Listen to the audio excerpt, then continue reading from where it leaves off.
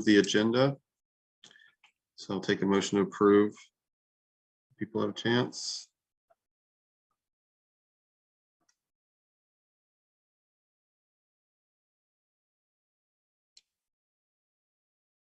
So moved.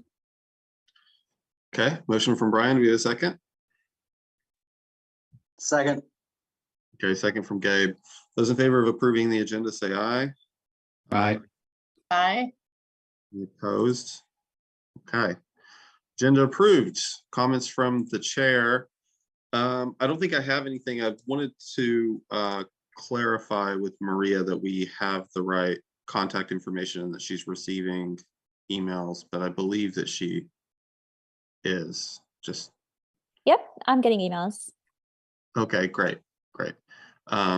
Okay, so that was just there's one thing I wanted to make sure that we had straight.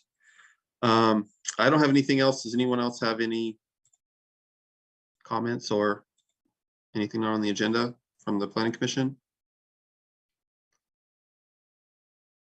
Okay. Next we have general business. If there's anyone from the public who has anything that's not on the agenda, now's the time to bring it up. Not seeing anyone from the public, so we'll pass right through that. First agenda item is we're going to talk about the landing page for the city plan website. I had some comments I threw out there. Mike had some things. Not at the moment recalling any other feedback I've received, but with that we can get started. I mean, Mike, did you want to jump into what you had in mind? Yeah, either way, I mean, we can go over what you had or what I had for thoughts. I mean, we kind of took two different approaches to it. So I don't know. It looked like yours was like a bigger scale. Like I was just trying to work out that intro paragraph, I think. So maybe we can start with that, and then because I think Mike's stuff goes into other areas of the page also. Let me pull it up.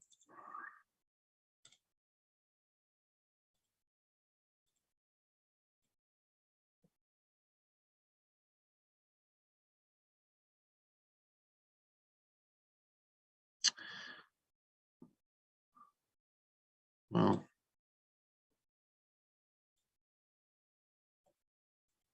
Yeah, I don't even have. Go ahead, Mike. No, I was just going to say, while you're working on pulling that thing up, I was just going to go and say that, a lot of my thought was just to try to, and, maybe somebody else has a different or a better approach to doing it. But my thought was, if somebody has gotten this far, that we wanted to try to find some way of, they're on the page. What are we going to try to tell them? How are we going to try to capture their interest so they want to go and do more? And that was a little bit of what I tried to lay out was maybe one way of doing that. If somebody thinks they have a better way, communications is not my specialty, but I tried to figure a way that might capture my interest, getting a good opening paragraph in there, and then trying to use some of those infographics to try to grab people to try to go through and say, hey, this is why planning is important. This is why your city plan is important. And then going through and say, and this is how you'd use the plan. You can click on the tab. I know the one tab for Explore was removed. I think we could put that one back and then put all those icons on that page and kind of focus to get people go there to explore. If you're interested in the policies, go to the policy link. And if you want to know these other random things, you can go over here to this about the plan. I think at the end of the day, if we look at this 8 years from now, how many people go to about the plan is going to be, pretty limited. I don't think there'll be a ton of people trying to get that far into it or the additional resources. I think most people are going to focus on the main page, and then going to the Explore tabs and picking through the 11 and 12 chapters that are there. So that was a little my thought of what I was trying to come up with. Yeah. So let's take that like piece by piece. I'll share. I just created real quickly because I had just put it in an email before, but I'll share the language. And this language, I guess we could talk about whether this is going to be like an about the plan type thing or actual landing page language.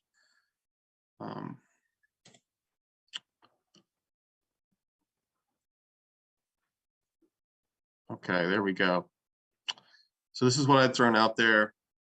We had talked about, from what I recall, it's been a month. We had talked about just having some language that gets into grabbing people's attention on the landing page. And so that's what this intro paragraph was intended to do.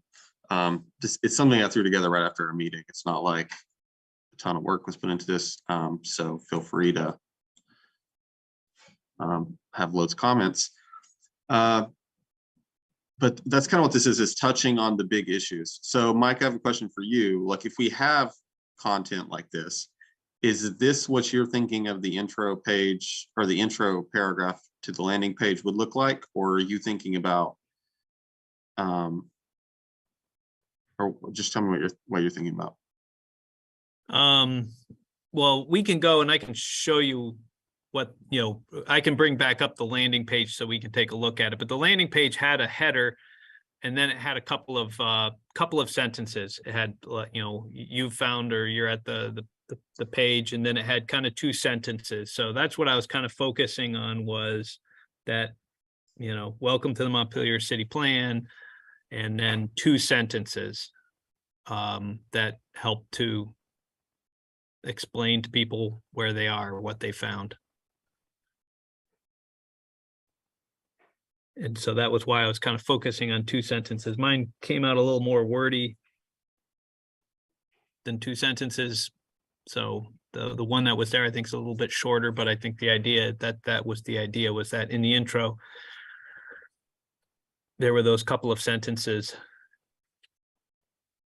This is what you're talking about? Yeah, we're not seeing it on the screen though. Oh, because okay. Well, yeah, okay. I'll share your document.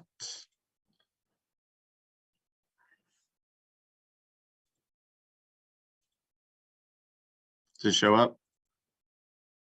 Now you've got my. Yeah.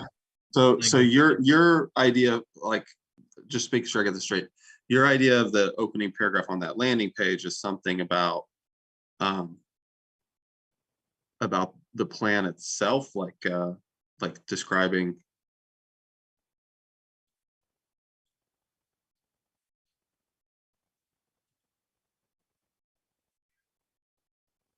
Is that what you were thinking? Like this info here? Yeah, and that was going to be the opening paragraph. And like I said, I don't know if that's necessarily what it should be, but that's a little bit of where I was. Yeah, so that's I think this is a good thing to get feedback from the rest of the planning commission on. Do we think that the landing page, the main page, the main landing page, should it go into like a summary of substance type stuff, like the thing I had before, or should it be like background info about the plan and go from there?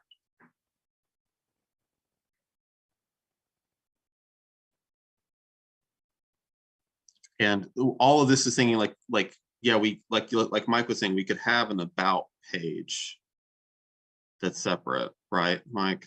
You were thinking that. Yeah, and I think maybe the second, or I guess would be the third bullet, the second sentence. That's a little less important. I kind of think, actually, if you take a little bit of my first sentence, and then add in your sentence, and we're starting to kind of get somewhere where we're starting to kind of grab people's interest. So this is a new city plan. This new city plan is no longer a paper document as it was in the past, but is a series of storyboards and web pages designed to educate. So I don't know, maybe there's even something above that before it gets to this to try to grab people's interest. Can I just add, as the new person here, Yes. I please. like Kirby, I like your intro in that if I was just like a random Montpelier resident and I'd heard someone say something about the city plan, I could like Google Montpelier city plan, and then I would be faced with this. And I would read that paragraph and be like, okay, I understand now where we're headed. You know, I don't have a background in, you know, urban planning or government, but I can kind of see, I have a basis for understanding what a city plan is now. And then, you know, under that have more information about specifics. I mean, people may not even know that it should be a paper document. You know what I mean? Like, they may not know what this has ever been. And I think that's kind of the right track to take with it. You know, assume that people who are landing on this page have no idea what they're looking at. Yeah. Yeah, and I think I agree. I think your opening. Let me go through and see here. Where is this?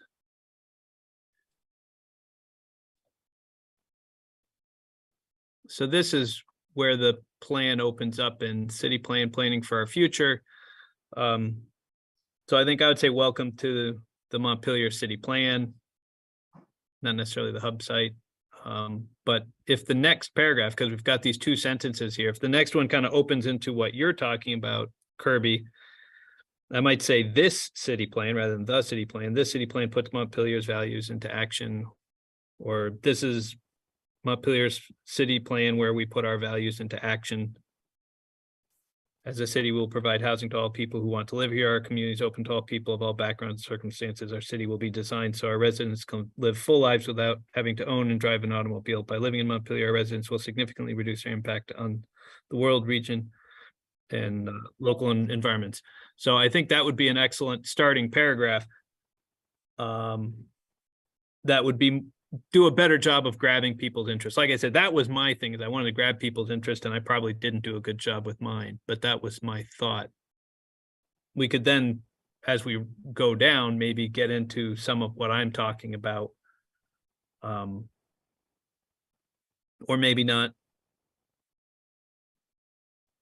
And then the idea was, so I had my opening paragraph, then I had why is the plan important? And maybe we can skip some of my stuff and go right to that. Why is the plan important? And before we had, they had put in, SE Group had some infographics. I thought those were really good.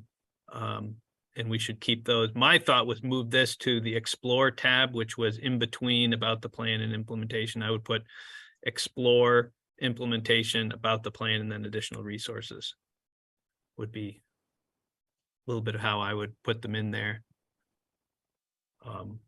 But then we could go into why is the plan important? Why is the city plan so important?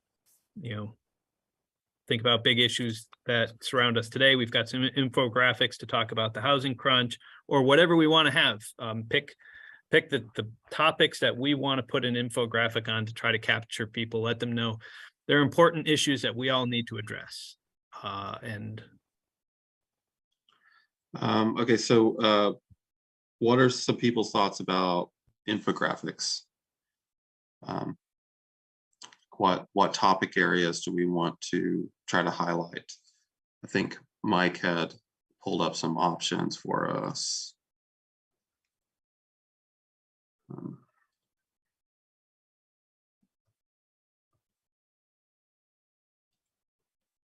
I'm having technical difficulties. The screen sharing plus trying to work on the documents made everything break.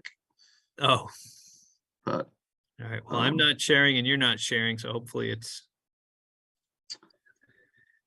I'm gonna have to pull up your document again.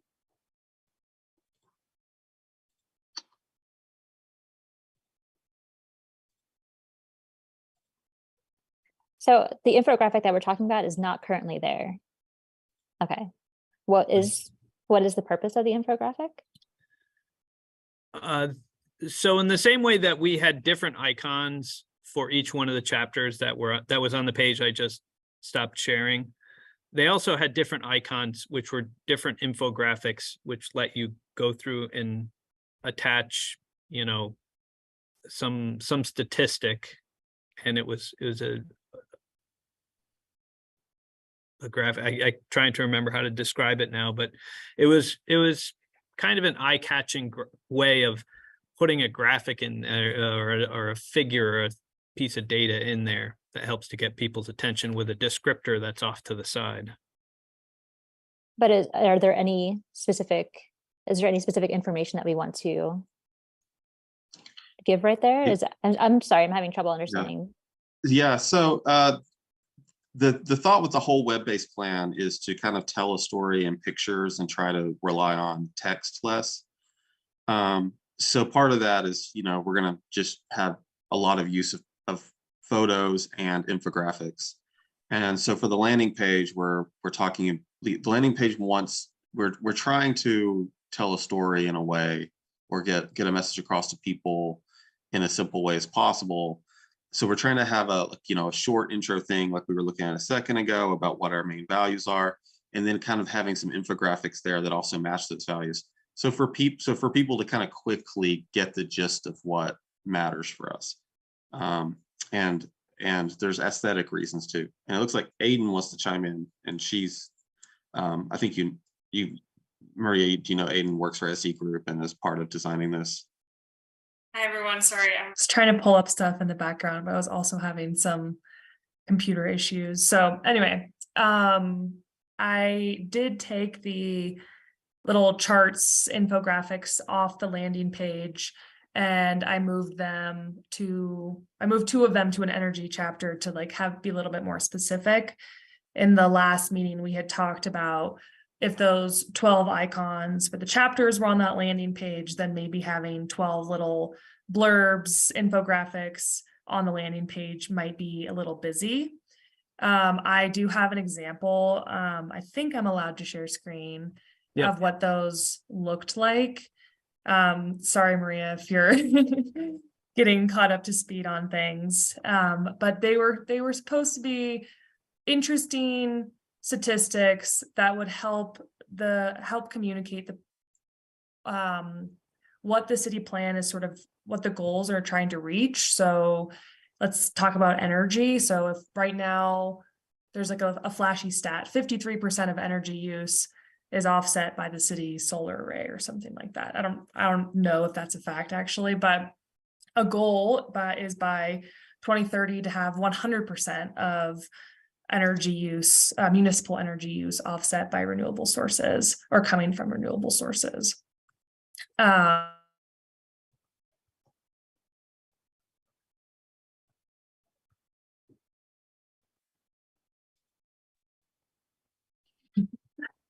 Okay. Almost crashed you. It did. So is it screen sharing or no?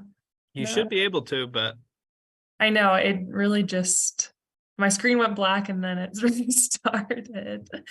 I can also send a picture in the chat if that helps my computer function. Oh, there we go.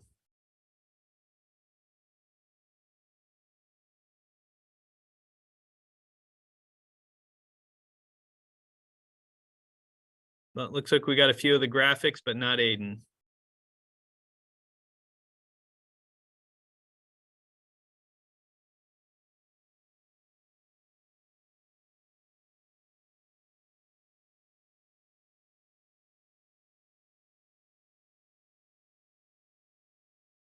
All right, so I might have to just boot her off. Okay, wait, I joined on a different.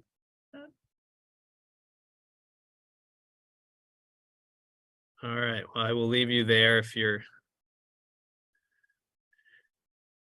Okay, I'm just gonna take a picture of my screen and I'll send it in the chat. But anyway, that was the point of those graphics. And I think if we can pick one from each chapter and have them on the front screen, we can configure them in a way that's interesting and engaging. But that was the point of that home screen. And sorry, they're removed now, so we don't have the visual aid. And I don't necessarily think we need to have one from every chapter. I just think we need to have enough to, as Kirby kind of kicks it off with his paragraph, if we then shift into why is this city plan so important? And even if we have just 2 or 3 key facts to kind of go and back up why, why is this city plan important? And this is, this is the place, this is the document where we move forward to identify how we're going to address them. And then we have a brief explanation after that of how do you explore this plan? How do you use this plan? How do you use this document? I think if that were our thing, catch them in the introduction, say why it's important, and then say how they can move forward exploring the plan. And then if we've done our job, then they can have an opportunity to click on the next page. And maybe some of what I'm talking about gets moved to about the plan as well. Right. So, Oh, sorry. go ahead, Aiden. I was just gonna say I think between Kirby and Mike's intro, I think there could be some sort of hybrid approach. I liked the blurb about the values, Kirby, but I think also for that intro page, kind of a good in between would be something about maybe like the values that Montpelier is choosing by having this web-based plan, and that they want something that's engaging. They want to be transparent. They want to have ongoing public discourse about these goals that the city is putting forward, and that people can really see themselves in getting from A to Z on some of these goals and strategies. So anyway, I think there's so about that. My assumption is that people will be going here to get into some substance about what we're doing, and I'm not assuming that most of them will care that much about its format or us talking about the format. You know what I mean? Like, I'm not thinking that most users are gonna, like, if we had a paragraph about this is a web-based plan and this is why we have a web-based plan and that kind of thing, I think that most people aren't going to be interested. And like, they're going to say, okay, well, what are you doing with your plan here? Come on. That's my assumption, but I could be wrong. So I was thinking that like info like that would make sense for an about page, which is kind of when I looked at Mike's materials. I thought that was what he was talking about too. But what do other people think about that? Because I mean, that is kind of like a threshold question about what we're trying to achieve, which is what Aiden was getting into. Like, what are we trying to achieve with the landing page? Like, what is the hook that we want? And if we want to have infographics as part of that, which I can see the appeal in that because it catches people's attention and gives them info in a succinct, easy way. If that's going to be part of it, then what types of graphics do we want to put there? What do we want to put at the forefront? So that's what I'm throwing out to the planning commission right now. And what feedback do we have about what's important for the landing page?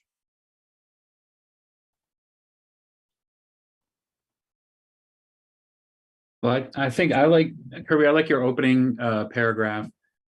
I think we do need to say something in there about how this, I mean, it is a plan, but I mean, it's a look forward for the city.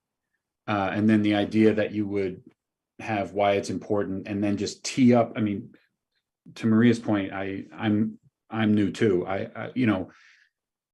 The idea that there's 12 chapters, I don't think it's too much text to kind of set some context for what they're looking at. I do think that, like you said, we have to assume people have never seen a plan like this and don't really understand what it is. And I think that, very rudimentary description of to look ahead, your content about, top big picture, what it is and how it's a look forward, and then why it's important. And then, there's 12, the plan is broken up into 12 chapters, addressing topics, blah, blah, blah, like you have here. I mean, I don't know if that's end language. I feel like that's kind of something that should tee up, and it's very quick language. It's not like it's this, you're looking at it, it's this huge novel of text. And then I don't, the infographic, I can't, I'm not clear on if I think the icons, are we saying that the icons on there, the 12 icons, are something that are going to live on the landing page, or they're going to go to another page, or is that a decision to make for us? They're on there right now. I think we have decided to keep them on the front page. Yeah, I but think it that's a is good thing. flexible. I think it's a good thing. We just got to tee it up and say there's 12 chapters, looking ahead on these 12 issues. And then I love infographics. I think that is something that grabs people, and they want to see quick snapshots of information. So the question is, how do you tee that up? I mean, if there's 12 chapters and then you have 3 infographics, people are going to say, well, where's the other 9? So I guess it would be a matter of how to incorporate the infographics after you've teed it up and said, here's the format, here's how you get to the various places. And then I guess it would be kind of like, here's some interesting facts about some of the chapters. I don't know. Like you said, Mike, I don't know what the number is of infographics that you would have on there, because then it does start to get busy. May I ask I was out last meeting, so maybe this was discussed before, but can I ask what's the issue that we're trying to address by dealing with the landing page right now? Because I just say, I grew up learning how to write, one of the things one of my writing mentors taught me was you write your intro paragraph last. Once you get everything out on the page and you understand the scope of what you're writing about, then you can turn your attention to introducing the readers to that substance. And we don't have the substance in place yet. And so do you have a way identified some sort of urgency in needing to outline the landing page right now? Because I just feel like we may be better served if we work on the nuts and bolts of the page, of the sub pages. We understand what sort of the entire scope of the content and of the pages, and then we can turn our attention to the landing page. Yes. So the reason why we're working on it for the most part is because SE Group wants the feedback from us about how they should go about their work. So they want to get some big picture ideas from us, so that they can start developing that other content. That's the biggest reason.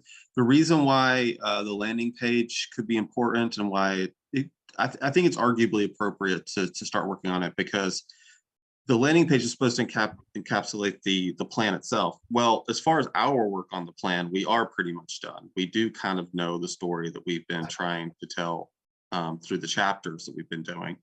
The city council is going to change that. So maybe, I don't know, we don't know exactly, and we don't have a way to know for a long time how that's going to shake out. But just assuming that's going to be basically the work that we've done, then we kind of do know the story. We just want to know how we need to tell it. The story is the chapter we've already done. Yeah, and I guess my concern is we haven't, we have conceptualized what those chapters look like, but we haven't fleshed those out on the page yet. And once we do that, I think it will give us a better direction for how we want the landing page to go. And this is maybe a minority view, but it's just difficult for me to really weigh in on what the landing page should contain, because I think once you do that and you sort of agree on what the landing page is going to be, that I think that oftentimes artificially constrains folks who are working on the substance of the document to try to get what they're doing, to get the substantive parts to fit within that narrative on the landing page. And I think it's oftentimes more fruitful to do it the other way around. But I guess, that's a good point. To the extent that SE Group wants feedback from us in terms of, I'm not quite sure what the scope of what they're looking for, but are there other larger issues that we should be addressing outside of just the landing page? I can jump in just a little bit here. I think that the text itself, I think doing writing by committee may be uh, maybe slow going. But I think the reason that we've kind of gotten to this point is that in the last meeting, at least that I attended, we had talked about, what really is the through line for this plan? What's the vision? What's the goals of this planning process? And if we could summarize that in 2 to 3 hard-hitting sentences, that would just be an amazing opener to this website. Awesome. And I think we've gotten a little bit in the weeds on this for now. I think part of what you're saying, Aaron, is right, like, do it at the end. But it's my understanding that a lot of that writing has been done on as far as content goes. So anyway, as far as your last question about what else can we be providing feedback on right now, I think that structure of the whole landing page, those 4 tabs, the content on each page, how much content we want to have would be really helpful. And then we can always leave a placeholder for text as it comes together. But I think what we've generally talked about is having some sort of opening sentence that tells people why they should kind of explore about the plan more, where they can provide more feedback and how they can engage with it, and then point them towards those other chapters, which is why those 12 icons are there currently. So we can add stuff to the landing page. We can add an infographic, we can add photos, we can add whatever we want. But I think it would be helpful if we could kind of corralled in, okay, we know we want text, we know we want icons, and those will all kind of get formulated. Great, that's helpful. Thanks. Yeah, so yes, I mean, one point I'm taking from you, Aaron, is like, yeah, we don't plan to spend a bunch of time on this. We have several things we plan to go through at the meeting tonight. And we were going to have a discussion with the landing page in order to get SE group some conceptual feedback about how to proceed. And that was pretty much what we're doing. And in fact, I mean, like, this entire conversation, I guess I should have probably said this at the beginning. The way I see it is, we were having a conversation and Aiden was kind of eavesdropping on that conversation for her benefit. And that was the point of the conversation, was for Aiden to hear us. I mean, I hope you're taking lots of notes, by the way, Aiden, because, I got some bullet points now. Well, okay, so it sounds like we have, just to kind of put it all together, what we've got so far. We do intend to start the landing page with some discussion of what our overall values are, and follow that up with mostly the stuff that's there. It sounds like the icons are staying. We want to touch on a brief description of what the plan's about. That's what I call like the end language. I just called it that because I thought that would go on the bottom of that first page. We want to touch on telling people what an aspiration is, what a goal is, what a strategy is, right there on the landing page as they use the plan. And we plan to have the about page where I think it's appropriate for the background info to go. Like the background about why we have this web plan and stuff. And then the other categories of things that Mike was talking about, I think are fine. I don't have any objections to incorporating that stuff either. Does the city, the planning commission have? I'm assuming everyone got a look at Mike's document. So I think there's good stuff in there that also kind of jives with, I think, the ideas that we've had in our heads about this. Is there anything else you need, Aiden? Has this been beneficial for you to hear? Yeah, no, it's good.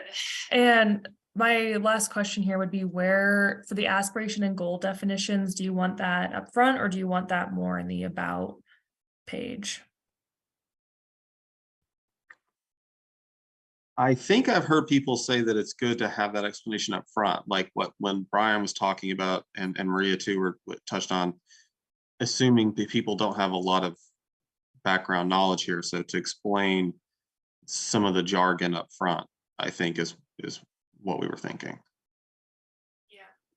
Maria, I liked your language of, you know, if I'm just the average person coming to this website, what would I want to take away from it and where would I want it to point me? I think planners can get caught up in the trying to explain everything about the planning process and the plan. But you're right that this is for interested members of the Montpelier public, and trying to really frame it up for them. So yeah, Kirby, this has been helpful and I can kind of just continue listening in the background here if there's more conversation. Okay. I'm comfortable with moving on. And Mike, did you have anything else you want to make sure that we touch on before we move on? No, I think we captured most of the what was on that page. So Aiden and I can work on, you know, we need to get the architecture going of the plan so we can start building it out. Even if we're only building it out to 80%, we still need to have an idea of where we're building it out to. You know, and as Aaron said, that's a good point. It is helpful to kind of do your introduction last, but if we at least have it framed out, we can always come back when we're done to go through and say, now that we've done our 11 chapters, 11 storyboards are now written, let's go and look back at our introduction and make sure we've set the table for this the way we want it to be set up. Yeah. And some really good infographics or materials might be developed over the course of that we might want to move to the landing page. I definitely think that that's a possibility. Okay. Well, we'll move on to the next item. Except that my computer's broken now, so. Mike, I'm gonna drop off, but we'll be in touch tomorrow. Okay, yep. Thank you, everyone. Have a good night, Aiden. Thank you. I think next on the agenda was your CNU AARP discussion. Yeah, pull that back up. So this is what I was thinking about kicking things off on this topic. I'm going to actually give some background now that for the sake of, well, Gabe and Maria and Brian weren't around when this all started, but back in the spring we received the city received a contact from the Congress for New Urbanism, which is a think tank for planning that's well regarded and is progressive. And they were working with the AARP to, I guess they were partnering because senior housing is a big issue. And they kind of on their own reviewed our zoning bylaws and other planning documents for the city and gave us some feedback about what we could do to change those documents to make housing easier to develop. We are completely on board as a planning commission, and I think it's safe to say the city council has vocalized many times that it's on board with producing more housing and increasing housing. But at the same time, in the spring also, the planning commission had some recommendations for changes to zoning, and which is what we do from time to time, because we get feedback from the public and we just respond to it in real time and kind of adjust the zoning as a kind of a living legal document over time. And we made something like 12 suggestions at that time. The city council ended up rejecting a couple of those suggestions from us. And one of those, and we want to revisit both of those things soon. One of them had to do with solar shading, which is not involved with this Congress of Urbanism thing. And another of our recommendations was to sort of test out removing density caps in a couple of our neighborhoods. And it turned out that as far as the members of the public who didn't like the suggestions, that was the lightning rod issue. And city council backed away from it and said, planning commission, look at this again and come back to us with a really well-developed idea.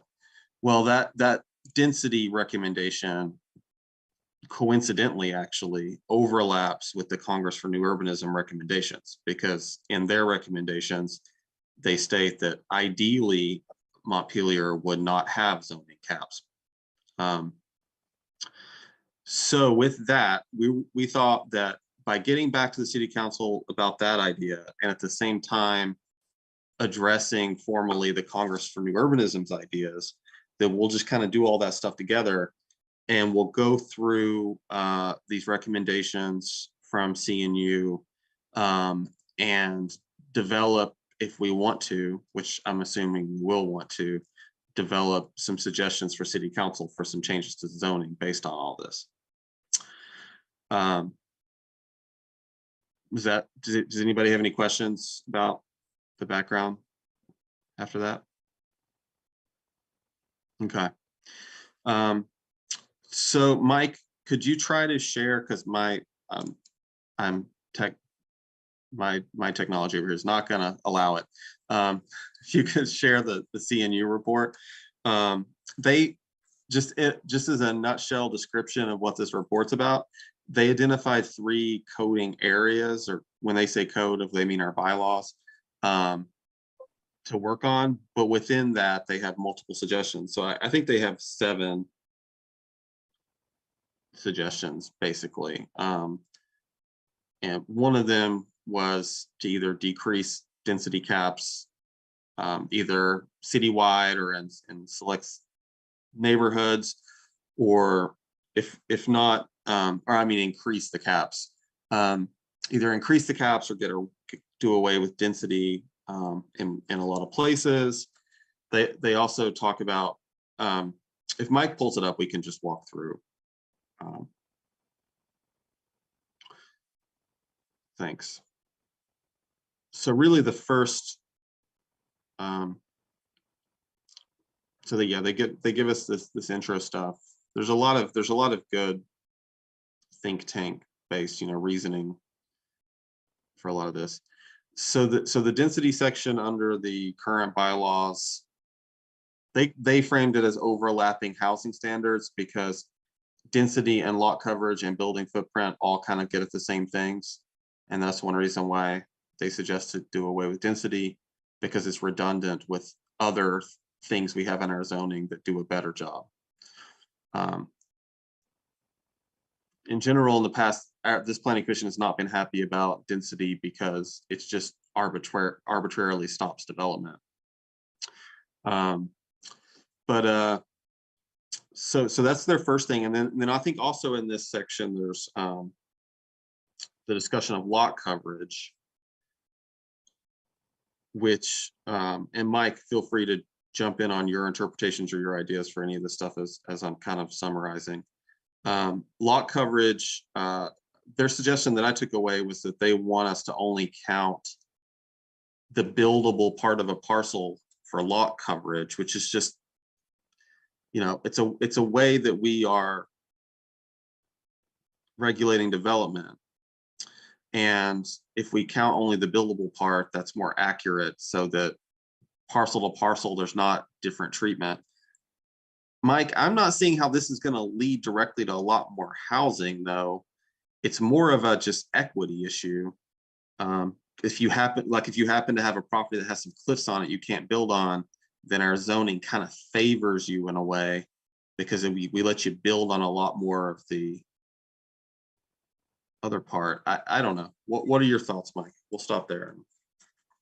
Yeah, so they wrote, just for background, so they wrote this report and sent it out, and really there was not a lot of conversation back and forth. So there really was no opportunity for us to provide, from a technical standpoint, rebuttal on some of their points. So if you have questions, or if you think something is of concern, you can always let me know and we can talk through it. Because, for example, the lot, the building footprint, there's waiver provisions. Now, the waiver provisions are not in the same place in the regulation. So you see there's a building cap of 1,500 or 2,500 square feet, but don't realize that in another section where they talk about dimensional requirements, there's a waiver that says you can build a building at whatever size you want. You just have to go to the DRB to get approval for anything above that number. So they didn't really reflect that in their comments and didn't really seem to get it. And I never got, I talked to them directly about the lot coverage thing, and I could never get out of them how using buildable area was helping. Buildable area would make it less possible, and I couldn't really get out of them because, you know, we'll take a big parcel. If you've got an acre of land and half of it's a wetland, how is then going and saying you can only use 50% of the buildable land?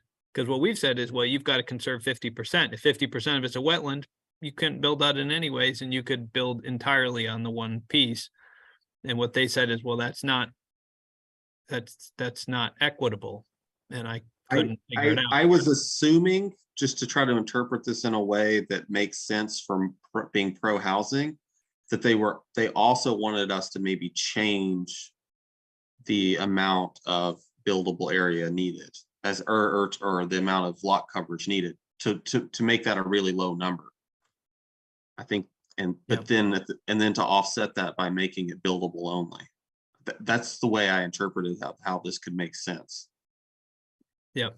But our numbers that we developed, whether you're talking density or lot coverage or building footprint, for each neighborhood, they were calculated because we wanted to maintain the character of the neighborhoods. And so we broke the city into 54 neighborhoods in our zoning regulations.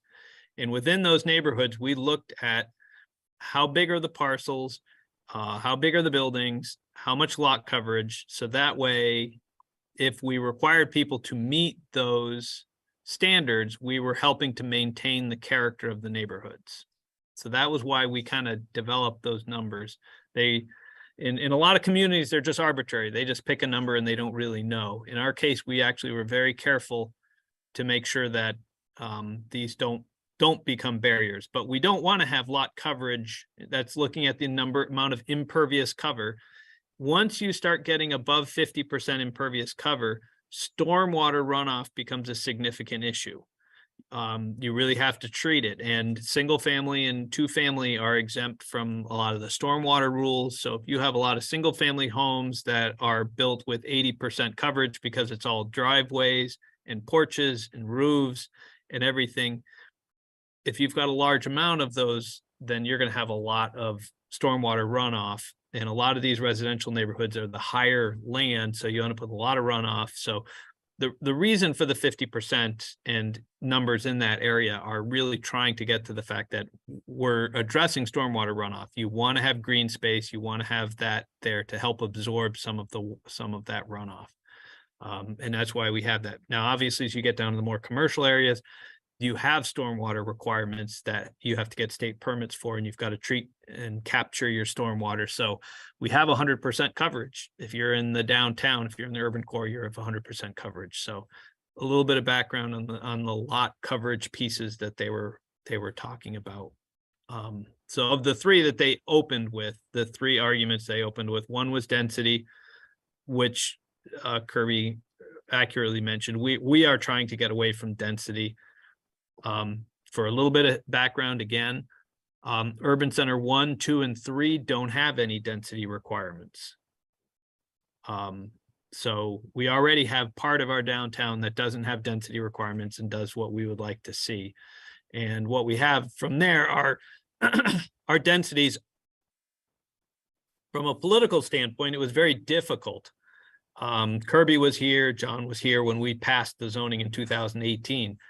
That was a battle at city council because people didn't want the densities. The densities had been set much higher. Well, technically lower. Lower densities give more people. so, we ended up with having to go with really adjusting things and doing what we could. And when we went with what's called the 90% rule, so 90% of the densities are conforming in every neighborhood. What that did was made a number of places that may have been 4 units an acre became 7 units an acre. And that was very unpopular. But we had to argue that your neighborhood already allows 7 units an acre. We're just, changing the number to match what's on the ground. So density was hard. To go to 0 would have been impossible in 2018, and is still very difficult uphill climb right now. I would, which is I why would- I we're would trying to pick a few yeah, neighborhoods. I just want to throw some background info for the new folks too on this. It's like, just so you are aware that there's for a lot of people in Montpelier who get uncomfortable with zoning changes or changes to their neighborhoods.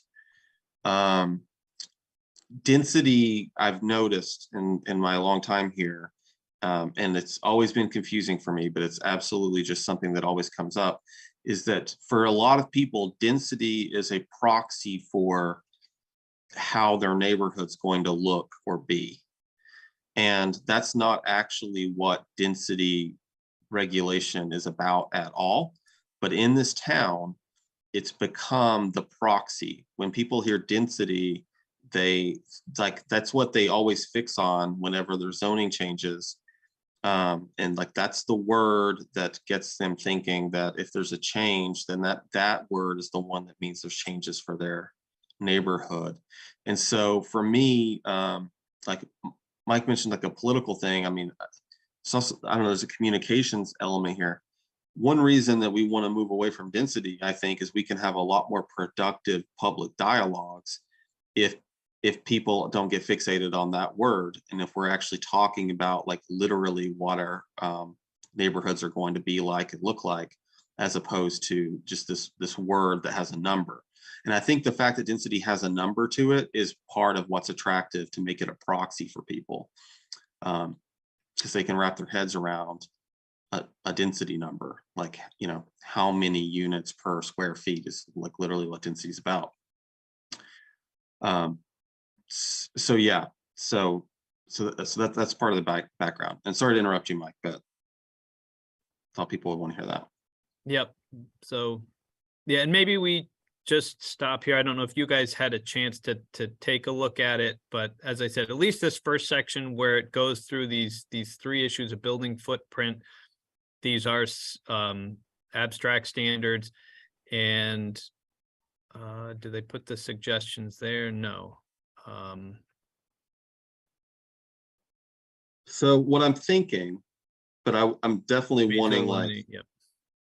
so this is like our preliminary discussion about what we're going to do about this.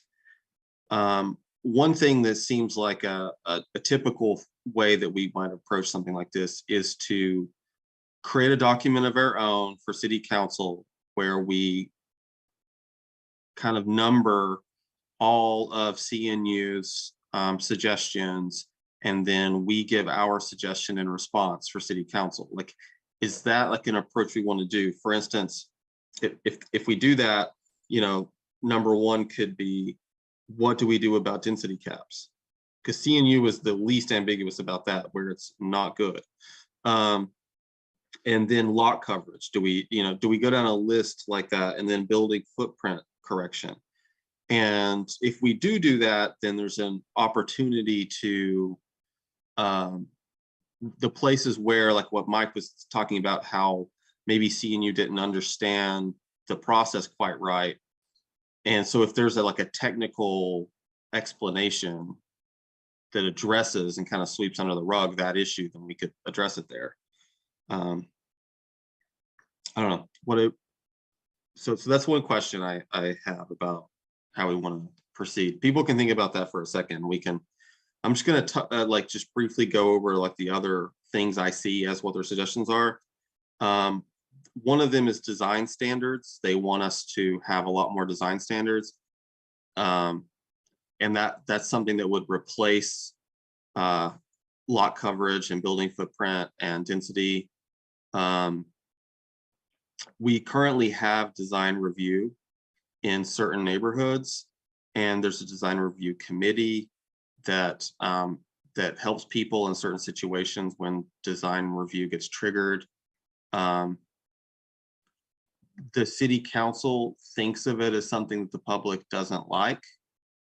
That's their experience. I'm not, I don't know, like personally, whether a lot of people don't like it, but so city council probably does not want us to come in with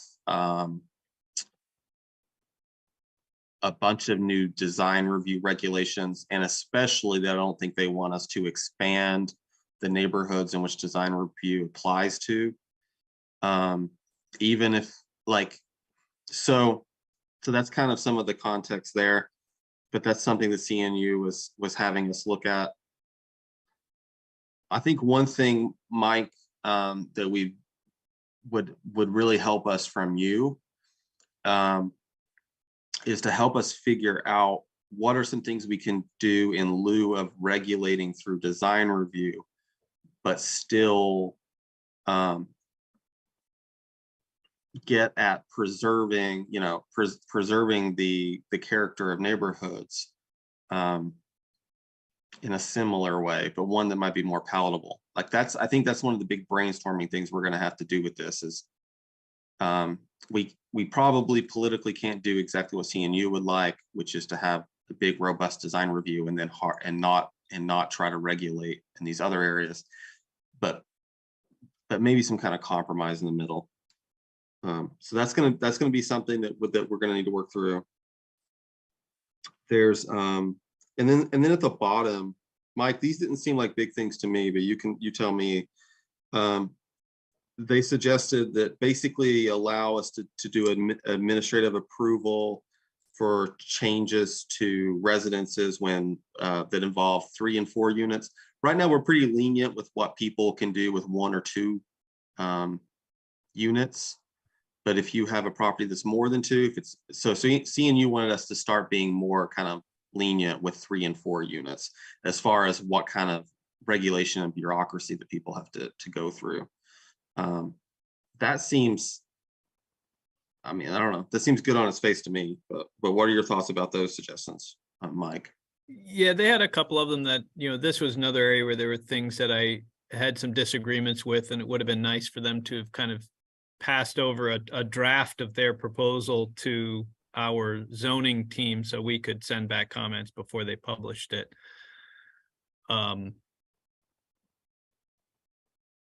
Additional units requires just a zoning permit, while adding a 3rd and 4th unit triggers major site plan. So we have, this is, so the number 1 under the suggested improvements is one that we've talked about a little bit. John has certainly recommended it in the past, is under state law, site plan requirements require that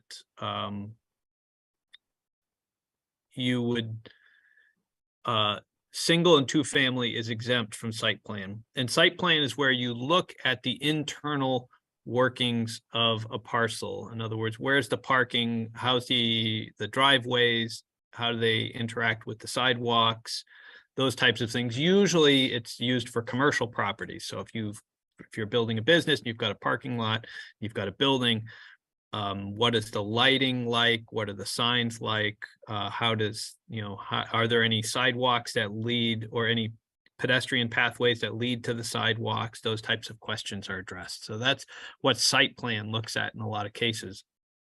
And so we've had the conversation of whether 3 and 4 units, we could exempt 3 and 4 unit properties from site plan approval, because a lot of that is less needed.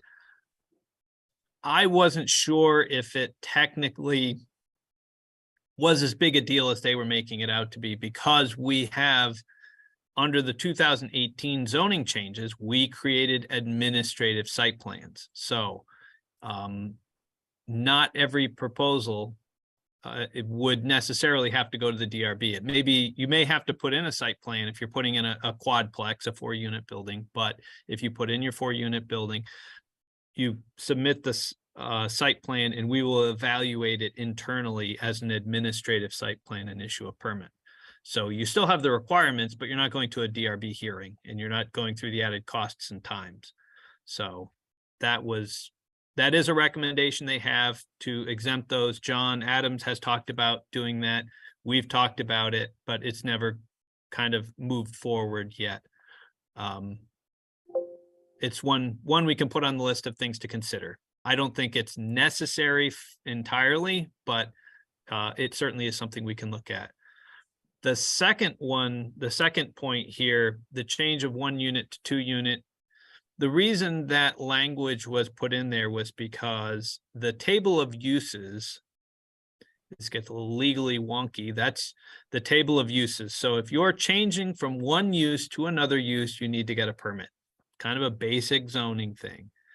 Well, because so many uses were the same and we had all these lines, we started to combine some of the residential uses. 1 and 2 unit is put on a single line. 3 and 4 unit is on the same line. And we started to realize, well, that means because they're on the same line in the use table, they are technically the same use. So if you go from a 3-unit building to a 4-unit building, you don't need to go in and get a permit. And if you don't need to get a permit, you don't need to meet any of the requirements. So if there's a requirement that you have 1 parking space for every unit and you go from a 3-unit to a 4-unit, you don't need to add a parking space because you don't need another permit. Literally. If you don't need a permit, you don't need to follow any of the rules. So as long as you don't build anything, as long as all you're doing is internal work and you're converting a 3-unit to a 4-unit, you don't need to go and meet any zoning requirements. So we were like, well, that shouldn't be a thing. You should come in and get a permit. It'll be an administrative permit. It'll cost you $30 and we'll give you the permit because you're going to meet all the requirements. But you should come in so we can make sure, A, that you have the density, because you could violate the density. You could only have enough density to put in 3 units. But according to the table, it's 3 and 4 units. So you can just go in and put in the 4th unit because you don't need a permit. So what they're talking about is just really bad. So number 2, we would argue is a really bad idea. They also had a big fit about, the fact that all these are acceptable, but to get a zoning permit, to obtain a zoning permit requires public notice to be placed on the property for 15 days to advise interested parties. Those are legal requirements. And to be upset that we have to go through and require a permit means somebody has to wait 15 days to start working on their project. That's not too much to ask. So I think most of number 2 is mostly bunk. And I wouldn't put much weight behind it. And yes, there's ground for appeals. Everybody's allowed to. That's our legal system. If we issue a permit, there's a 15-day appeal period. That's how state law is written. That's not up for debate now, except to the point that they were making, which is if you require people to get a permit, then the neighbors are going to have a right to appeal. Yes, that's absolutely true. If we exempted people and said you don't need zoning permits anymore, then yes, there would be no way people could appeal it and therefore no delay in the process. But you also don't get to go and say you have to elevate it. You've got to meet any of these other requirements that we think are good ideas, like good design. So, 2, I think mostly I'd advise you to throw out. Can I just ask a question on 2? Yes. Because I'm not sure I agree with you, but maybe I'm missing something. So you're opposed to not getting a permit if you change an existing building from 3 to 4 units, because is there something legal about that? Or you just feel like that's because there are density requirements in our zoning? I guess I'm not sure why it's so important to get a zoning permit if you're not changing the look of the building or the footprint, but you're changing from 3 to 4 units. In an example. Yeah, so it is part of it. Part of it is the density at this point. But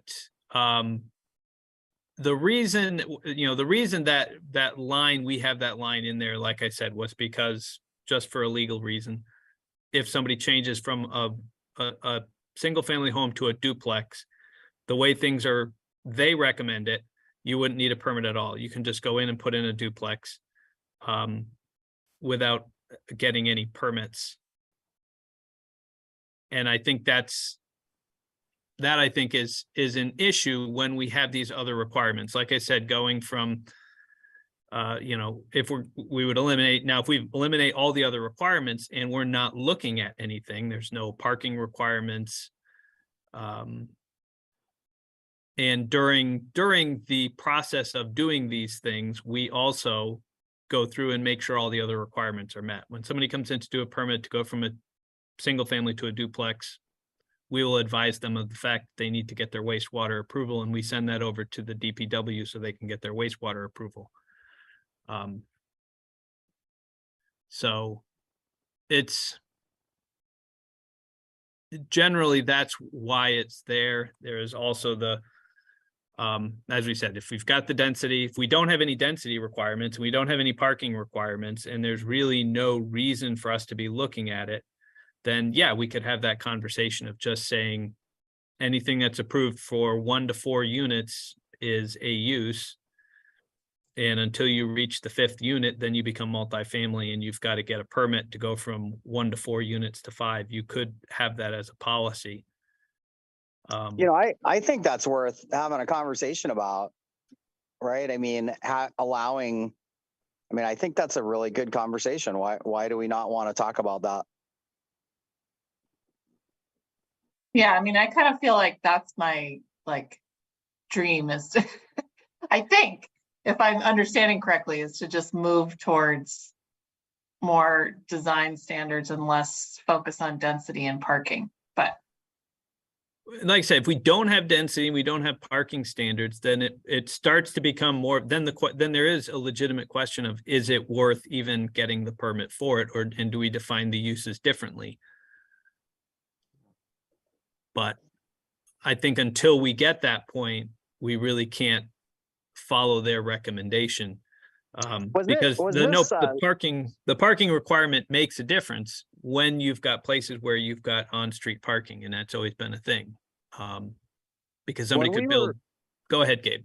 When we were looking at the one that was rejected by the city council, we were going to the 1,500 square foot, right? We were trying to expand into that area. Does this recommendation, does it have certain limitations, or is this throughout, like we're saying, anywhere in the whole city, duplexes, triplexes can become quads? Is that anywhere? Yeah, this would mean anywhere. What they're saying is, so if you have a 3-plex, you can go to a 4-plex. Now, it doesn't do the in-between. It doesn't do 2 units to 3 units. It just does 1 unit to 2 unit and 3 unit to 4 unit. Oh. I thought a change here would affect going from 1 to 3 or 2 to 4. I mean, it could, if we group them together differently on the use table. I'm just going specifically how they were looking at the use table. Yeah, I think it's something for us to mark as to review when we go through, and it will be contingent on some of our other recommendations. I mean, like you were saying, Mike, like this, it starts to make sense as policy better if we do a lot with removing density or do, and we weren't planning on tackling parking, but that's also perpetual. But if you have a design requirement, and this is looking at the bottom, I guess, second to the last sentence, this was probably the one that had the biggest issue with. The current process for obtaining a zoning permit creates an unnecessary hurdle for anyone who wishes to provide additional housing in accordance with all the established requirements. If you don't require a zoning permit, there are no requirements. That's there are no requirements. If you say you don't need a permit, you can do whatever the flip you want. And that's where I'm basically like, you can't have it both ways. You can't say you have to build to all the requirements, but you don't need to get a permit. It doesn't work that way. So this Yeah. goes back, I think, to Kirby's recommendation after discussion in the first one, right? I mean, we could go, I think it's actually a good way to get back in front of the city council. We were given these recommendations. We go through it. We explain why some of these don't apply to us, or we don't want them to apply to us, you know, or they didn't take into consideration some other things, but it allows us to go back in and say, but we do agree with these things, all of which help us get at our housing issue. Yeah, that's definitely the goal, I think. Yeah. Mike, did you have any other feedback? Like, what about their ADU? Like they were talking about just opening up the definition for what's an ADU. I think I mean, at first blush, it made sense to me to,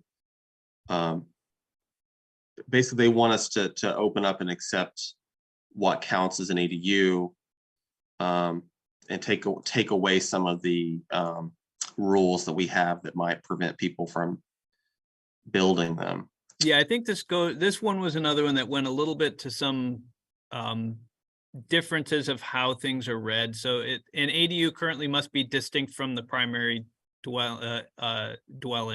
ADUs are often distinct from the primary dwelling located above a garage. However, this should not be a requirement. Many large homes provide an ADU completely within the primary residence, blah, blah, blah. A distinct from does not mean it has to be a separate dwelling, a separate structure. ADUs must be distinct from in that they have to have their own entrance. They can't be connected internally to the other unit. So you can't have an ADU that is just a bedroom or something. It has to have a lockable door that separates it. You could have a door, but it has to be a lockable door from both sides. So it operates distinct from the primary dwelling. It can't rely on the other dwelling for any of its 5 required things. So that's what the distinct from is getting to. And do you, so the question for us when addressing this will be about whether we think that the zoning regulations are clear about what that means, or should we add in a clarifying, sentence or two? I mean, there could be, but certainly the way it's understood and interpreted, it hasn't been an issue. If you're going off of like what's the practice of your office right now, but it's based on an interpretation, maybe it would be in like your office's best interest for us to kind of codify what you're doing. You know what I'm saying? I don't know if it's necessarily needed. I think they were making a I hate to use distinction from, they're making an interpretation of this that Right. I just don't think other people would make. Like, I'm just thinking like if there's like a NIMBY type lawsuit and like challenging a decision to allow someone to build an ADU, maybe it would be better if we were very clear that no, distinct means these things, not has to be a separate building. Yeah, we use know. distinct from because under state law, the word that state law uses is appurtenant to. And so pretty much, getting into the legally whatevers. Okay. We removed yeah. the word appurtenant and replaced it to distinct from. Okay. So yeah, I mean, we'll probably want to address this when we get to it. And yeah, I think that's the question, whether we think that a clarification might prevent a lawsuit and unneeded litigation, or whether we don't think that there's a chance of it. Sounds like what's going to come to. Yeah. And then the other piece that they didn't note here or recognize here, and this again for people who are new, is that we also changed our zoning to say that anyone, regardless of density requirements, if you have a single family home, you can have a duplex. And that really comes from the fact that we were talking about how can we expand ADUs to be more available to people. And so people said, well, what if we had an ADU currently under state law, it's 30%. We said, well, how about if we make it 50%? And I said, well, if you turn 50% of your house into an ADU, you're a duplex. And John Adams said, well, then let's just say everybody can have a duplex. And we did. So the rules really, and a lot of people come in and say, I want to put in an ADU, and we'll advise them to say, you know, the ADU has some restrictions and has some limitations. 90% of the properties in the city are conforming and can have a duplex. The only ones that can't, you have to have a conforming lot to get that extra duplex rule. But for the most part, most people do. And only people who have small lots. In other words, if you're on a lot of 5,000 square foot requirement and you only have 3,000 square feet, then you're forced into using the ADU. Because you don't have enough land, but that's the only requirement. So we really didn't get any credit for that. But for the most part, because our zoning is so good, our maps are so accurate, our neighborhoods are really well defined, that most people can put in a duplex, which means most of these requirements go away anyways.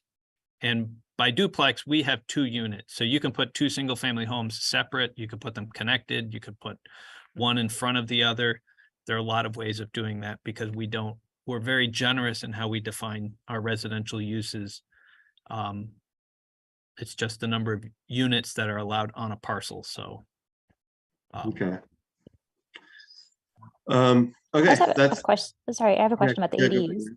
Is there a reason that, I mean, why are there so many rules about what is an ADU? Like, why does it have to have a separate entrance? So I- so it has to have it can have if it comes into a common lobby and then the single family home has a door into its unit and then you have a door into the ADU, then that's different. It's just, there are 2 things. One is building code. It's kind of where building code and zoning overlap. Somebody can't have an independent, you can't have a requirement that you have to go through somebody else's property, like through somebody else's apartment to get to your apartment. You should always, each unit has to have an individual access to the outside. Okay. And that is because of building codes? And yeah, that's for is building and fire codes. Okay. And is just generally kind of the way it is. Otherwise, you know, you might rent apartment A and then somebody your landlord rents apartment B, and they go and they tell you, oh, by the way, this guy, he's just gonna walk through your apartment because that's the only way to get to his apartment. I actually lived in an apartment like that in Brooklyn. So, Oh. but I had to walk through my landlord's house to get to Oh. my studio apartment. And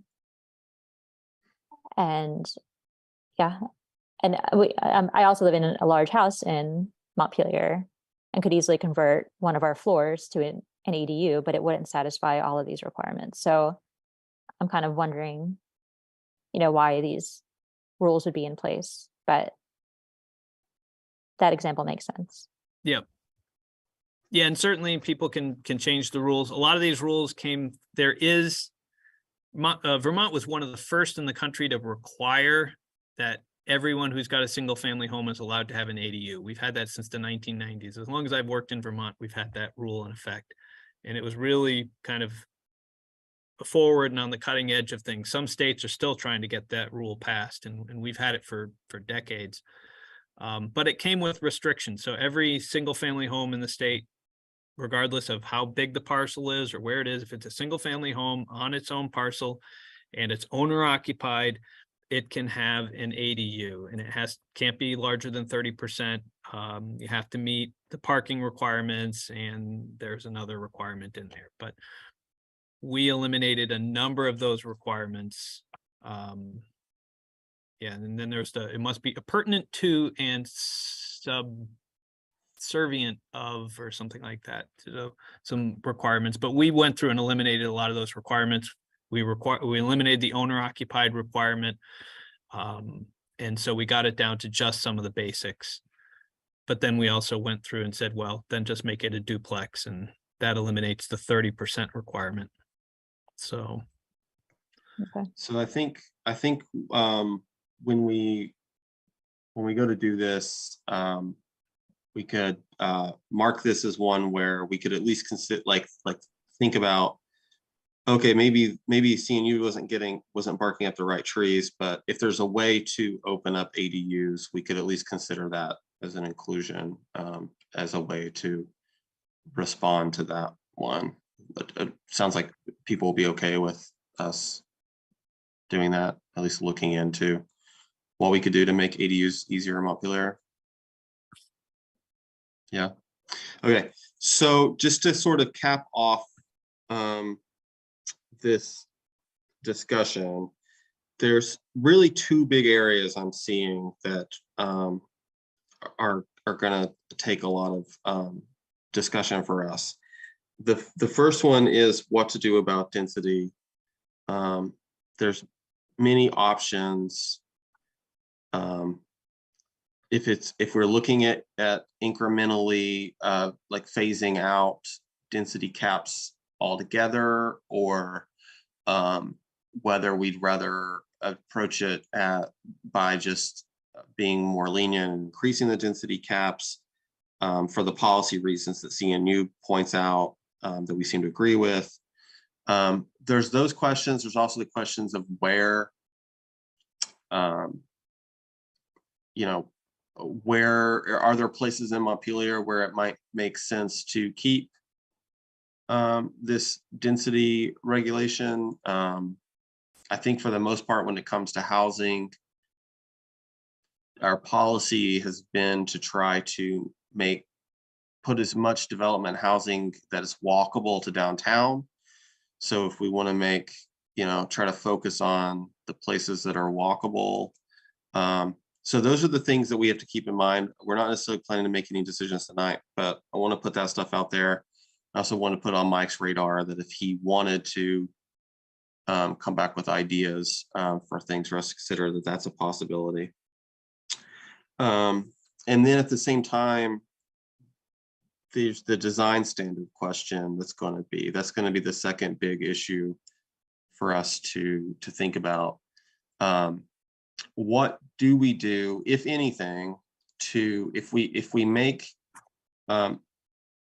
changes to density to make that something that's not going to prohibit development as much? We heard about lot coverage and we heard about building footprint. Those were two other things. I'm not anticipating that we're going to do a ton with those other areas. But so the question is, if we change density, are we going to try to offset that and try to regulate character of the neighborhood type issues to offset that? Because again, density is not intended to even regulate how neighborhoods look. It's just regulates how many people can be there. But the public has a different perception. The city council might have a perception. So the discussion becomes, are we going to try to offset through regulating design and appearance in some way? Or are we comfortable going to city council and saying, you know what, we actually think that changing the density is not going to hurt a thing, it's only going to help, and we don't need to do that stuff. So that's kind of part of what we're going to have to do too. And that goes to the design standard issue. Can I just throw out, and I don't know, I mean, I know it would pick up some areas that are even beyond what we were talking about before, but what if we just looked at, and this is, again, not for deciding tonight, but just to think about, if we just said, we're going to get rid of density requirements where there's design review, right? If we just take that footprint that's already approved and say there are no density requirements in that area. Again, I know it goes further just looking at some maps than we were intending to go, but then we would, you know, we would free up a lot of space and we'd be complying with the recommendation as well. I think that's good. That also overlaps largely with what we might consider walkable. Although not entirely. There's walkable stuff that's not going to be in design review. But yeah, that could be an approach. I think that the report here will everyone should probably take a good look at what the report says about the design standards, and what their reasoning was for us to beef those up, because we'll need to address that.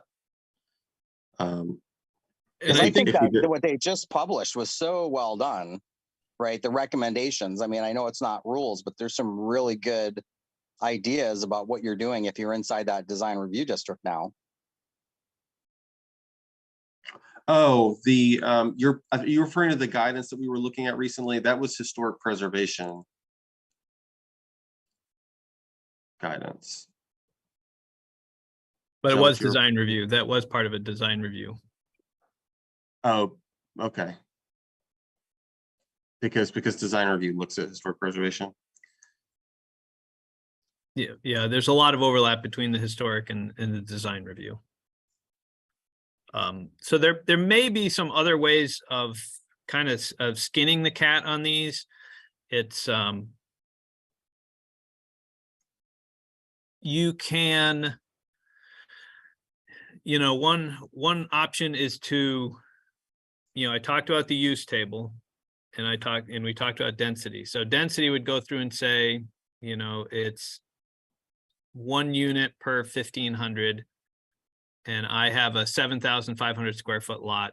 So I've got what, 5 units. And so then the use table tells you whether those are permitted or conditional as to what I need to get for a permit to build that. We could make the argument of just eliminating the density altogether and still keep it in the use table, which would then go and say, you still need to get a permit, but, you know, maybe, you know, you were before, because you had density, you were limited to 5 units. But because we don't have density, you could apply for 10 units or whatever, but it's now still on the use table, and we would be able to go through, and maybe some things that we currently have as permitted uses, maybe we shift them to conditional. Now that's kind of going in the other direction, but you're basically eliminating density. But if you're going to be above 5 units, then it's going to go to the DRB to check for character of the area issues. So if somebody comes in and decides they're going to put 22 units, you might go through and say, you know, the DRB would evaluate that based on, you know, some of them, if it's low, it's permitted. If it goes above this mark, then it becomes conditional. I think something like that could be good, as long as we don't actually use the D word. As long as it's in the use table based on numbers of units, it's based off of what we consider, you know, what we would currently consider as density caps and things. But I think we can do that without actually using the word density, because that's like, as I got to before, I mean, that word alone is enough to get people worked up in ways that causes misunderstandings. That's achievable, right, Mike?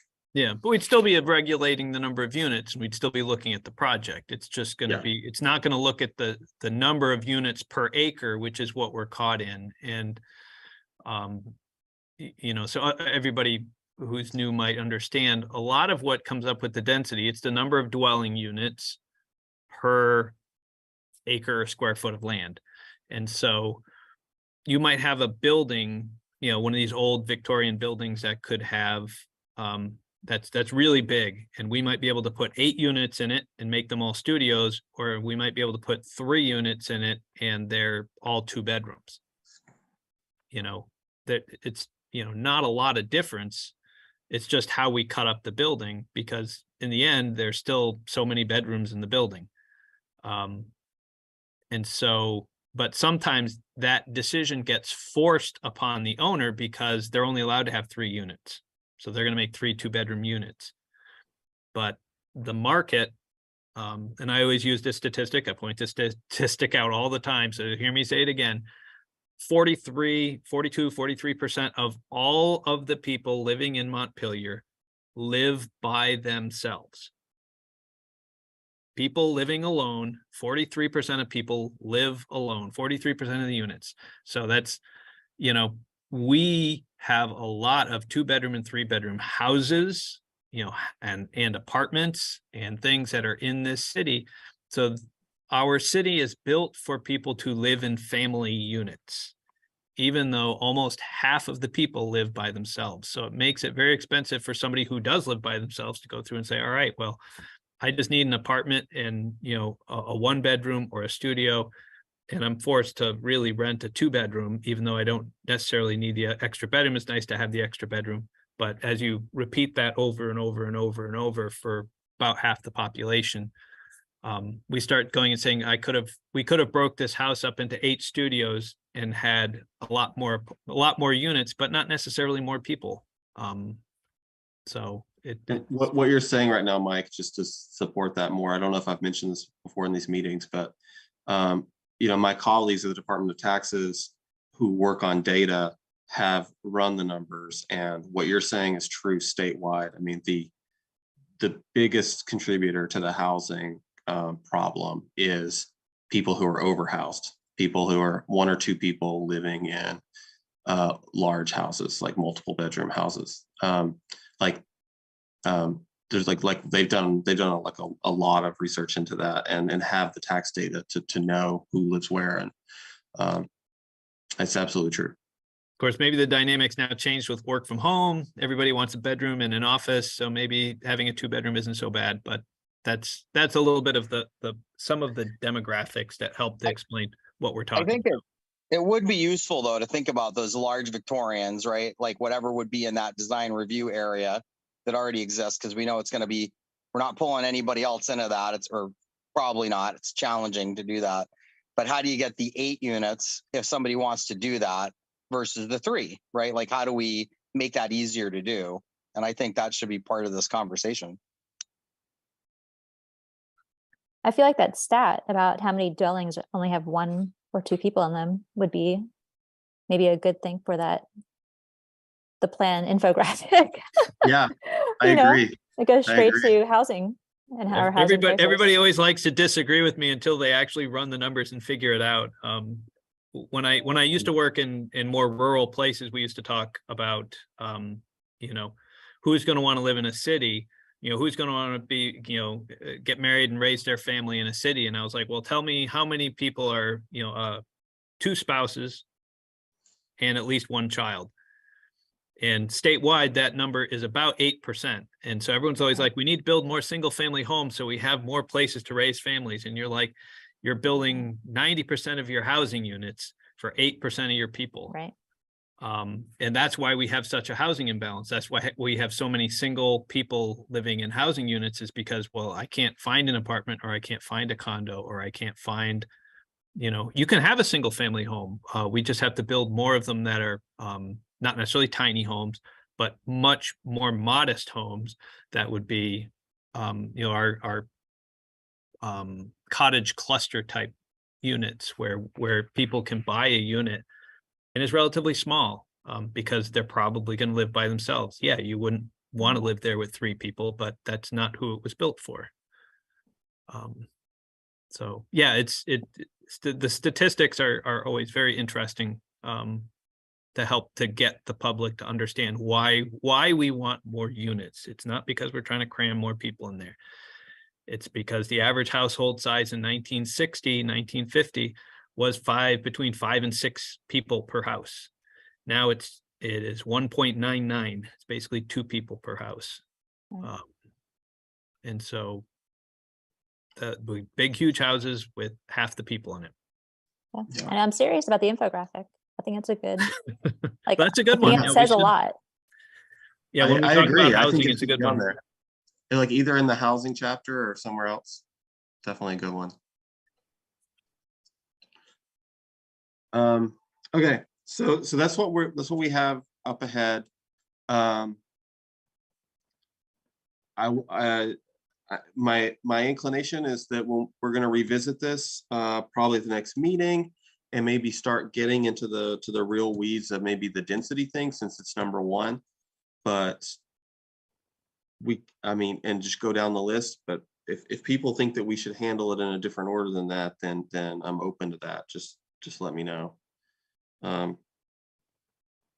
But unless there's a reason just to take a different approach, we'll just go ahead and go down the list and start talking about density and actually coming up with what we would like to propose to City Council in our response for it. And I've never prepared a document, and at some point it may be helpful to do so, to kind of have some of the pushback, you know, some of the conversation here about, you know, there's requirements for no parking lots between the front of the building and the sidewalk. We have that requirement. Facades should always contain windows and doors rather than blank walls. You remember, Kirby.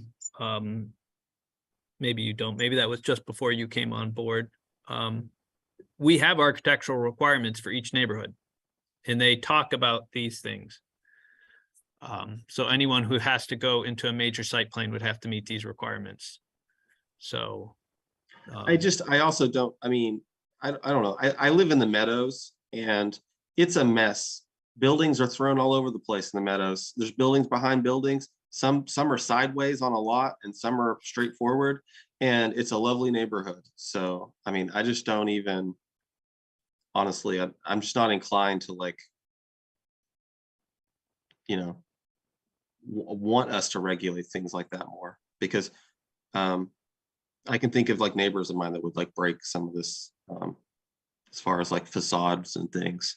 But anyway. Yeah. So I was Is just it pointing possible- out. Oh, sorry. Go, Gabe. I was just gonna say, is it possible to get, I mean, I know Mike's probably wicked busy, but to have some kind of draft, I mean, you know, the drafting by committee comment earlier, I mean, I think that's true. I think if we had a baseline to work off, we'd be, you know, able to have better conversations. Yeah, that Oh, depends on it depends on the timing. Right now, I'm trying to kind of crush through the last of the stuff for the city plan. Maybe when we get into February, I can get some time to kind of put into this. I will point out before we leave that I did get a request for a zoning change. So we will, in my office, start to put together again. So for new people, once, occasionally twice a year, we'll go through and do a zoning update. And it's just to go and clean things up. We made a major change in 2018, completely revised the zoning. And since then, as we use it, we find technical things that need to get fixed, and sometimes just map things that need to get fixed. In this case, it's a piece of land that was subdivided and is now more appropriately should be associated with the other neighborhood that it's in. And so they've got a zoning request in. We'll put that together. We'll also put together a bunch of other zoning changes and bring that forward. So if we're talking about putting something together, we may consider thinking about this in that same context. I'm not looking to push it right away. Move theirs forward. It's something we're going to work on through the winter.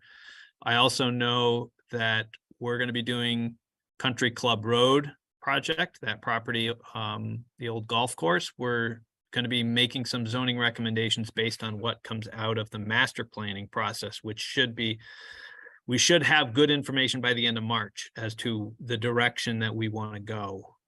So I may basically put everything, if we've got some stuff for the end of March, April, May, we can maybe work into a zoning update at that time where we can, if we want to bring some of this forward, along with Country Club Road, along with the Northfield property that needs to get rezoned, we'll have a set to kind of look at. So just to give you a window of time. Otherwise, you'll have to wait maybe another year before we do another zoning update. Okay. Well, what I'm hearing you say is we should just combine this project with the zoning update. Yeah, it would make sense if you want to do it Yeah. sooner. That's- We'd have to that's make some fine. decisions faster. Okay. as far as getting, like as far as prepping for this, assuming that Mike's not gonna be able to put a ton into it, for the next meeting. What do we think about, taking the zoning map and starting there and looking at the density questions? And then if we have, like, Gabe, did you have like specific info for us to bring to that discussion? Like,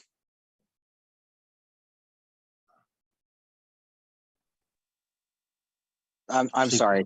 What are we referring to? What? well, about starting the density discussion. I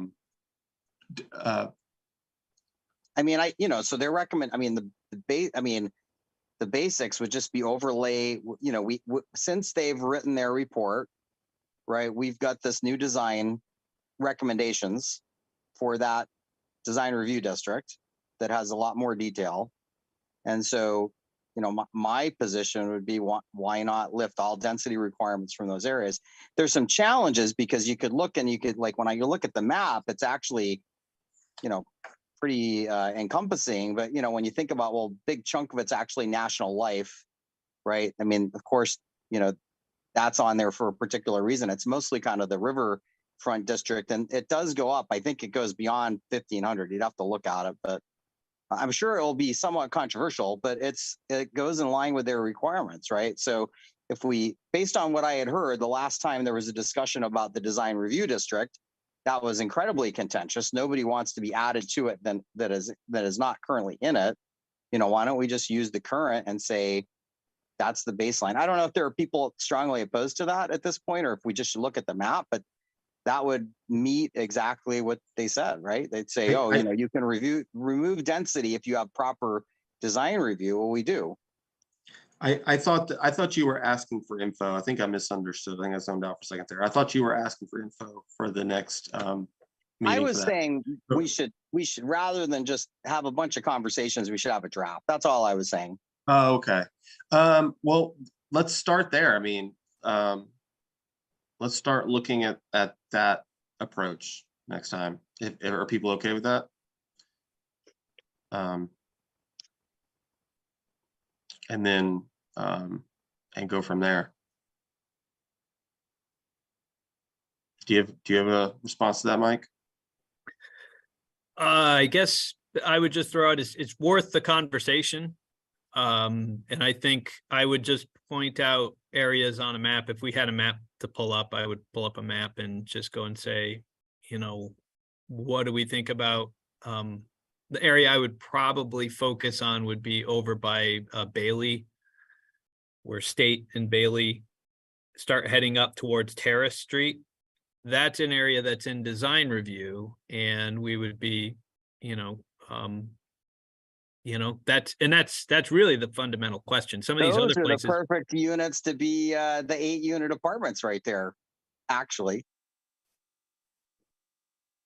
Yeah, right. And the question I know exactly who would ask it. Sandy Vitium's going to ask it. What's going to stop somebody from coming in and bulldozing that building and building in a gigantic building next to this existing single family or 2-family home? And that's going to be the question. Because it's too expensive. Yeah. I know that, that. That's what is going to end up driving people to scream at the city council. So yeah, we'll be prepared for that. We'll be prepared. We should, I think, make, what we think of as the best policy decision, and I think we should definitely put work into being ready to defend, our conclusions and position. Yeah, and I think the best thing to have that conversation would be, as I said, if we look at the use table, if we remove the density and then look at the use table, then that might be able to go and say, yeah, somebody can't put 22 units in there. It would require conditional use and they'd never get it, or something to that effect. We could certainly buttress one with another adjustment. So yeah, we can talk about that more.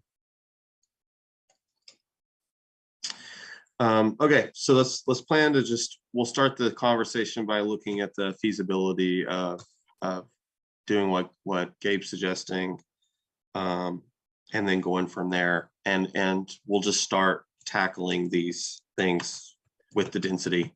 I guess we'll start with the biggest one first. Okay. I don't know if we have time to go over the next two items. We were going to review the goals and aspirations and strategies for a couple of the chapters that smaller chapters, not terribly substantive, but we'll let's just plan to pick that up next time because it's getting close to 7:30. So everybody just, if you can go into the next meeting having looked at those things ahead of time. Mike, do you need that? No. Said, you don't need like an instant turnaround. Okay. Public safety is closer to being done. I just met with community justice today, so there's a section right at the front of the public safety one that's not done. I'll be filling that in with help from Carol over the next couple of weeks, so that will change, but it's considerably long. I mean, public safety is not a small chapter. That is pretty long when you include all 6 parts of it. Okay. Police, fire, EMS, dispatch, Yep. community justice, and emergency management. Okay. Well, sounds like we know what we'll be doing next time then. Yeah. Yeah, and community services I'm still working on, so that one, don't waste your time working on that. So I've got work to do. I'm still getting pieces put together. I've got a lot of work done. It's just pulling the Okay. pieces together. That's good to know. So maybe public safety is more ready. Maybe at our next meeting, we can go over that and possibly vote it out and start this density discussion. So that's what we'll plan to do next time. Okay, does anybody have anything else before we adjourn? Oh, I move to adjourn. There you go. Motion from Ariane. Do we have a second?